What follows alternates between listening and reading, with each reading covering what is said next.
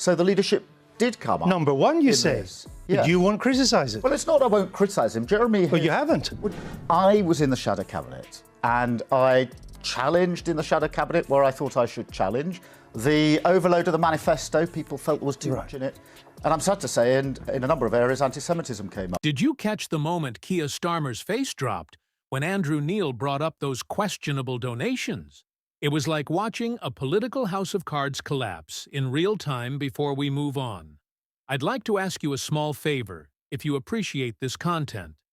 Please take a second to like this video and subscribe to the channel. Over 98% of you watch the videos without subscribing. It costs you nothing, but it makes a huge difference to us. So, did you click the subscribe button? Great. Thank you so much. Now, back to the video. But that's just the tip of the iceberg.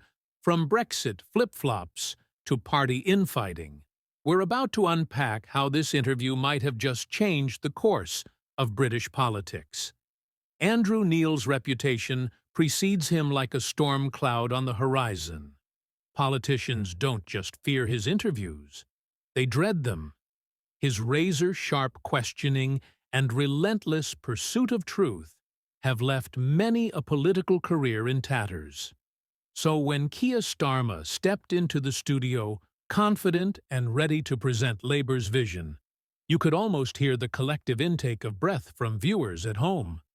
At first, Starmer seemed composed, outlining Labour's plans with practiced ease, but Neil, ever the skilled interrogator, began to peel back the layers of political spin. The worst for a very long time. 85 years. We've actually lost 4 in a row, and therefore, whilst we're analysing why we lost that election, Jeremy is stepping down. We're now asking the question who should be the next leader of the Labour Party, and I'm trying to answer that question. Well, the things that came up on the doors of 44 constituencies were, number one, the leadership, absolutely. Secondly, the Brexit position, that came up differently in different areas. What was said in the Midlands was different to what was said in Scotland. He homed in on Starmer's statements about Brexit, exposing glaring inconsistencies that left the Labour leader scrambling for coherent responses. The cracks in Starmer's facade were starting to show.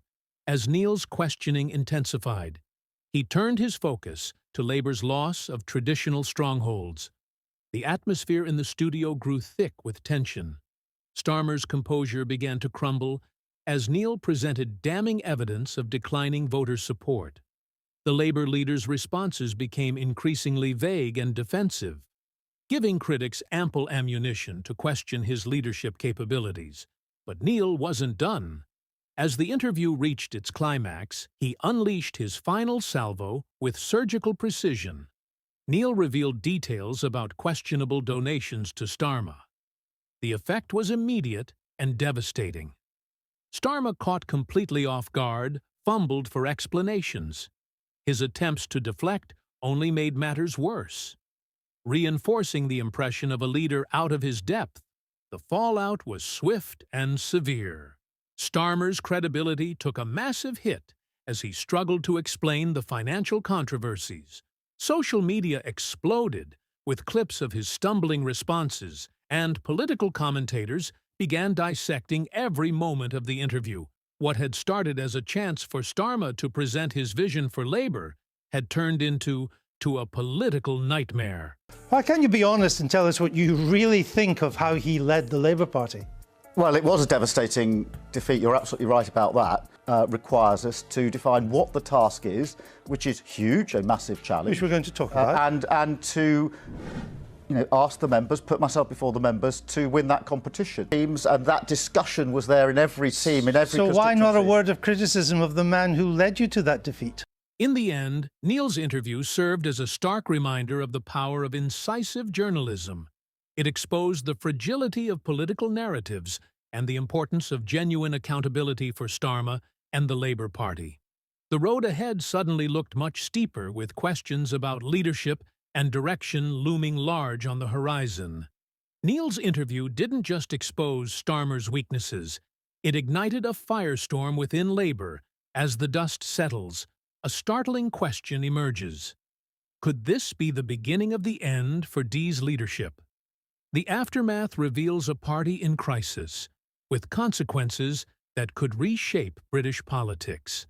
The public reaction to Starmer's performance spread like wildfire across social media and news outlets. Twitter and Facebook lit up with clips of his fumbling responses, each one sparking fresh waves of criticism. Labour Party members and supporters, once hopeful about Starmer's ability to unite the party, now openly question his leadership. The doubt isn't just coming from the usual critics, it's spreading through Labour's core base, inside the party. Tensions are reaching a boiling point. Conflicting factions are locked in heated debates about Labour's future direction. Some argue for a return to more traditional left-wing policies. While others push for a centrist approach, these internal squabbles aren't just academic. They're tearing at the very fabric of party unity. Starmer's team is in full damage control mode, desperately trying to regain control of the narrative. But their efforts seem futile. As the fallout from Neil's questioning continues to spread on. Starmer, Jeremy Corbyn led Labour to a disastrous defeat, the worst for 85 years. Yet you won't utter a word of criticism against him. We need to bear in mind we've lost 4 in a row. But this is the one you really lost. Oh, no, we really did. And I went out with 44 campaigning teams. I don't speak outside the shadow cabinet. Were you appalled by the awfulness of Mr. Corbyn? Every statement, every interview, every social media post is scrutinized for signs of weakness or inconsistency. It's a political minefield, and Starmer's team is struggling to navigate it. Opposition parties smelling blood in the water are pouncing on this opportunity. They're hammering away at Labour's credibility and unity, painting a picture of a party in disarray. But it's not just the usual suspects taking advantage of Labour's stumble. The Reform Party, once seen as a fringe group, is gaining serious ground. Reform is positioning itself as a fresh alternative for disillusioned Labour voters. Their message is simple. Labour has lost its way, but we're here to bring real change, and it's resonating. Voters who feel sidelined by Labour's current leadership are giving Reform a second look, attracted by promises of a new approach to politics. Labour now faces a critical moment. They must adapt quickly to regain public trust and party unity, or risk sliding further into irrelevance. The choices they make in the coming weeks could determine their fate for years to come. Will they double down on Starmer's leadership or consider a dramatic change? Of course, one thing is clear.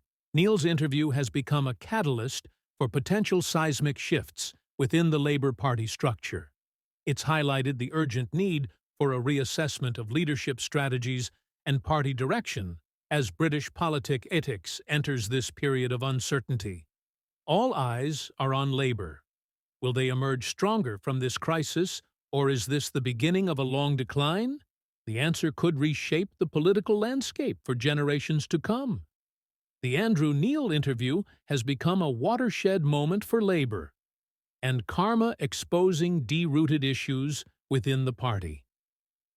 As the dust settles, Labour finds itself at a crossroads, with its future hanging precariously in the balance. The possibility of leadership changes looms large, casting a shadow over Starmer's tenure and raising questions about the party's direction. This political earthquake serves as a stark reminder of journalism's power to shape the political landscape. Neil's incisive questioning didn't just reveal Starmer's vulnerabilities. It ignited a firestorm that could reshape British politics for years to come, as Labour grapples with its identity crisis. One thing is clear: the repercussions of this interview will be felt far beyond the walls of Westminster.